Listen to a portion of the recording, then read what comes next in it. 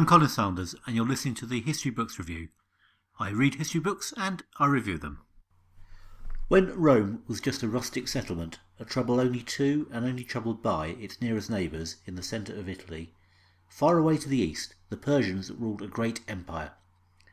This empire had possessions on 3 continents and controlled a huge territory right up to the borders of India and including Asia Minor, Egypt, and the area to the north of Greece called Thrace.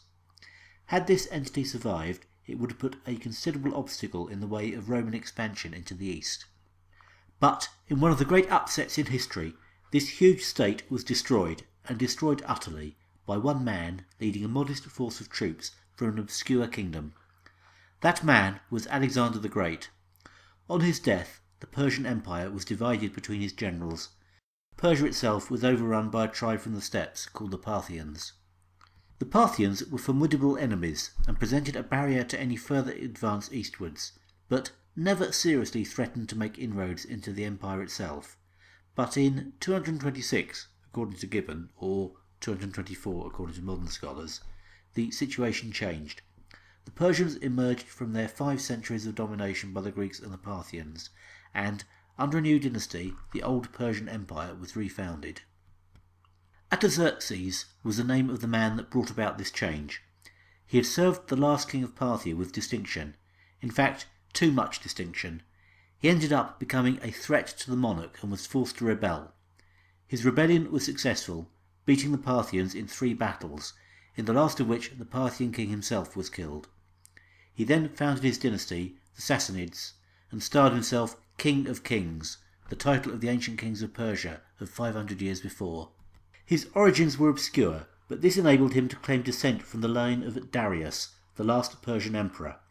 This probably seems more reasonable to us looking back down the wrong end of the telescope from many years in the future than it did at the time. Imagine our reaction if someone turned up in Mexico claiming to be the descendant from Montezuma and proposing to re-establish the Aztec Empire. The Persians under Artaxerxes became once again a force to be reckoned with, and one with which Rome was obliged to reckon. They had aggressive intentions towards their long-lost possessions in the Middle East and Egypt. Rome now had a rival that was intent on invading and wresting away the most lucrative parts of the empire.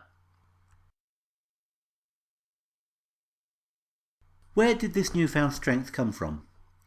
Artaxerxes was creating a state to last, but he probably did have some anxiety about establishing his new position. He turned to one of the perennial props of governments, religion. As Jane Austen memorably put it, it is a truth universally acknowledged that a new monarch who needs to establish his legitimacy must be in want of endorsement by the religious authorities. The religion of the Persians was radically different from the polytheism of the Romans. They followed the teachings of Zoroaster. This ancient religion, which strongly influenced Judaism and Christianity, had just one God, and saw the world as a battleground between good and evil. Good was represented by Ormuzd, a spirit who evolved from the immeasurable time of chaos and evil that preceded the creation. He was opposed by Ahriman, who emerged later to fight against all that was good. Ormuzd was the creator of mankind, and it is by his power that the motion of the planets, the order of the seasons, and the temperate mixture of the elements are preserved. He was a being of light and was often represented in the figure of the sun, or Mithras. In the later empire, a variation of Zoroastrianism that placed particular emphasis on Mithras would gain considerable support among the military and be for a time a serious rival to Christianity. Zoroaster himself was a conveniently ancient and revered figure, whose writings were congenial enough as they stood and which have been added to over the years. They included the usual moral teachings that most religions had, along with some local colour. The prophet was not impressed by fasting and celibacy. On the contrary, enjoying life and having lots of children were encouraged. There was a lot of emphasis on carrying out useful agricultural activities.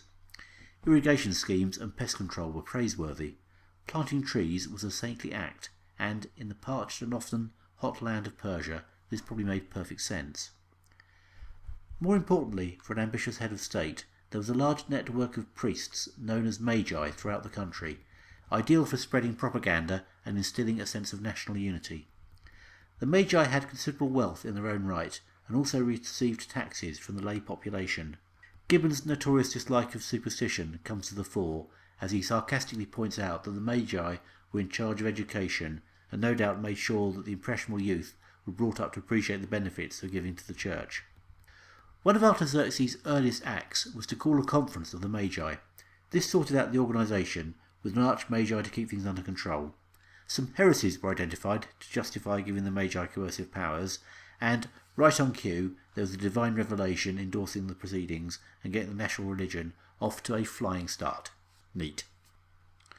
So, the new self-styled King of Kings was able to create a state based on an ancient ideology and appeal to tradition. He was able to unite the Persians behind him by this combination of religion and nationalism. His problem was that he was relatively short of resources compared to the Romans. Persia was effectively a feudal economy based on agriculture, and the bulk of his troops was simply the retainers of his nobles and their farm workers pressed into service for a particular campaign.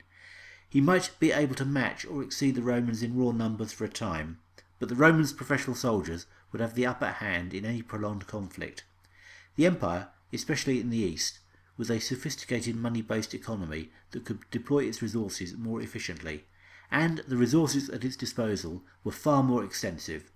Basically, Rome could only be beaten by surprise or the incompetence of its top leadership. But it's characteristic of self-made men that they have confidence in their own abilities, and Artaxerxes was ambitious if he was anything. He sent a message to the court of Alexander Severus, delivered by 300 of his tallest and most able nobles. He demanded that the empire withdraw from the provinces of Asia that rightly belonged to him as the descendant of Darius. War had been declared. Just like the modern-day Iran, Persia was thumbing its nose at a larger and more advanced Western power. The Romans gave the new king the compliment of taking him seriously, and Alexander travelled to the east to take up the command of the campaign personally. For all his bravado, the ruler of Persia would have been hard put to fight off an invasion by one full-scale Roman army. The Roman attack comprised 3. The plan was simple, but one that was nevertheless impossible to resist. Mesopotamia was to be invaded from the north and the south simultaneously, dividing and spreading the Persian forces. Then, a large thrust from the centre, led by Alexander, would attack now the enemy was weakened and disorganised. Artaxerxes defended with great energy and personal courage, but odds were overwhelming, and unlike the Romans, losses could not be replenished. The only thing that saved the new Sassanid dynasty was weakness and indecision at the very top of the empire's command.